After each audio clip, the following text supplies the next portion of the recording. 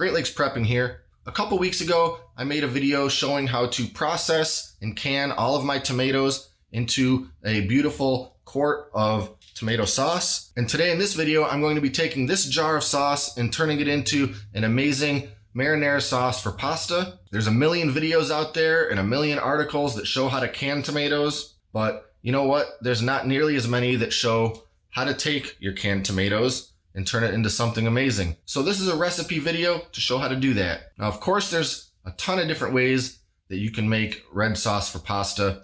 There's no one right or best way to do it. I'm sure you could ask 50 Italian grandmothers and you'll get probably 45 different recipes and methods. The way I'm going to be doing it today is probably a little bit different than what a lot of you have seen before. And I think it's a really cool way. It blends a lot of flavors together and it just ends up with a very delicious sauce. So I'm going to stop gabbing about it and we're going to get started making it. Well, let's get started by taking a look at all of our ingredients. First, of course, we have our quart jar of tomato sauce. Next, we've got tomato paste. You know, my sauce ended up being a bit on the thick side, so I don't know that I'm going to need all of this tomato paste. This is basically a 6-ounce can tomato paste.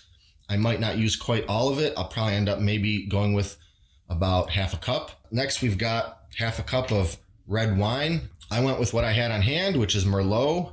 It's pretty dry wine, and I happen to think it works pretty well for this. Next, of course, we have olive oil, and then we have very finely minced onion, or you can use grated onion. For this, we've got a half cup of the finely minced onion, and then 1 big clove of garlic, also minced. And next, 4 tablespoons of sort of coarsely chopped flat leaf Italian parsley. And then our seasonings, that's 1/4 teaspoon black pepper, 1 teaspoon dry oregano, 1 teaspoon salt, and 1 teaspoon dark brown sugar. Now, the way I'm going to do this today is kind of in 2 parts. The first part involves getting some oil and onions going in the skillet. And the other step involves blending some of these other ingredients together. So let's get started with that. Okay, first we're going to get some oil heated up in the skillet. Just enough to cover the bottom. We're going to call that, I don't know, we'll call that about 4 tablespoons. All right, oil's heated up. We're going to add in our onions and saute them for just a few minutes. It's not going to take a long time because of how finely minced they are. All right, we're going to saute these onions until they're just starting to turn brown, which is where we're at right now. And now I'm going to add in the garlic.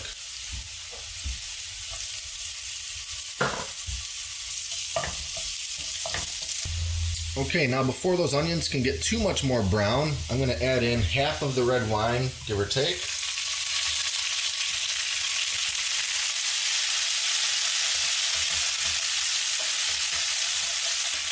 Scrape the pan a little bit with the wooden spoon just in case there's any bits of onion stuck to it.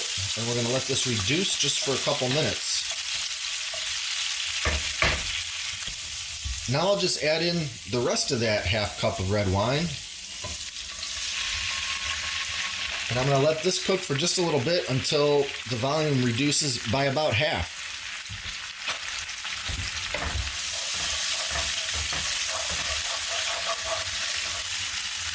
Now it's not going to take too long, but in the meantime, we're going to go ahead and do the next step.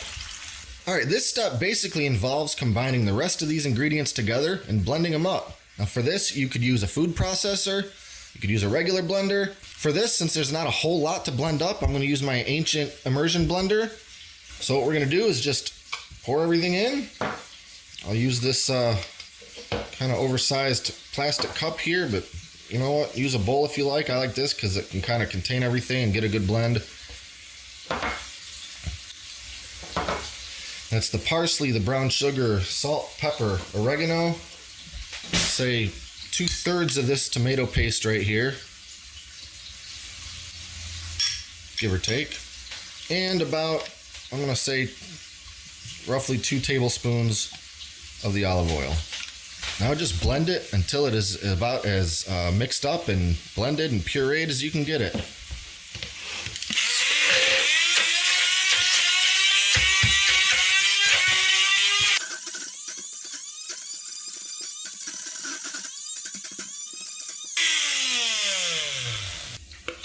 All right, we've got our really nice thick mixture of seasonings and tomato paste right here. We're gonna check on that wine, see how it's reducing, and move on. Now we're pouring in our quart of sauce. This is gonna hiss and spit a lot, so do be careful.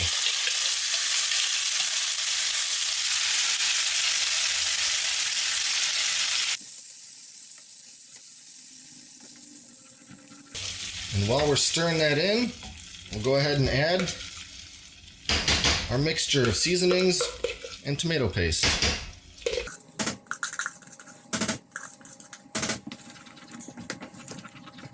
And we're going to whisk this all in pretty well as best we can incorporate it all.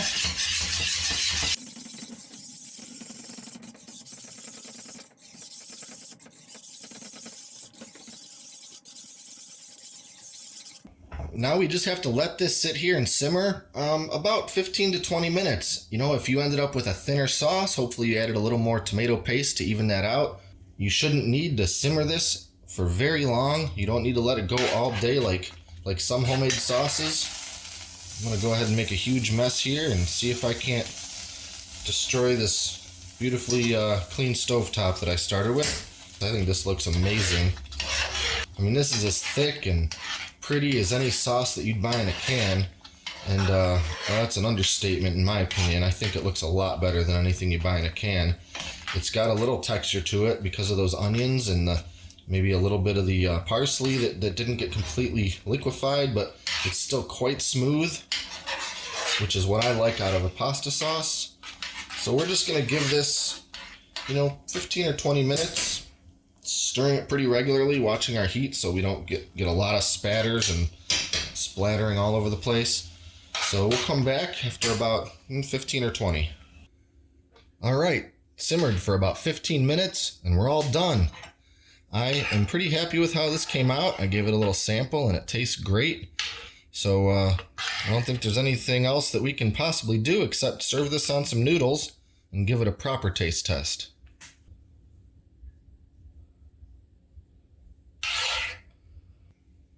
If you like your sauce to be a little thinner, just don't add as much of that tomato paste, or don't simmer it as long, just heat it up until it's good and hot. Or of course, start off with a thinner tomato sauce in the first place. The sauce that I canned is pretty thick. I like to add a little bit of this grated Parmesan,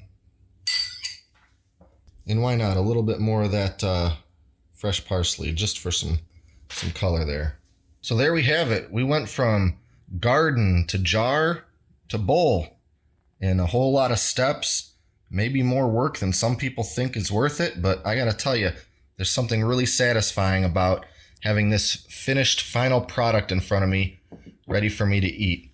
Sure, you could spend money and get premium pasta sauce from the store, from the finest of Italian markets, and you know what, sometimes I do.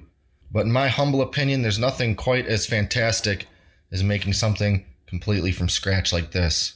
Speaking of which, check out one of my other recent videos where I show you how to make pasta noodles 100% from scratch without needing a pasta rolling machine. If I was a little more well organized, I could have synced that video up with this video, made the fresh from scratch noodles and the fresh from scratch sauce at the same time, but what are you gonna do?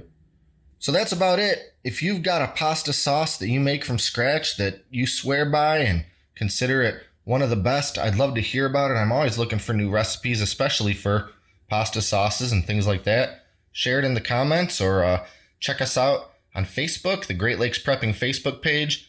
Share the recipes or tag Great Lakes Prepping in it. And while you're at it, click the subscribe button and stay up to date on all of our other videos, including all types of food preservation, canning, homesteading, gardening, and of course, cooking videos.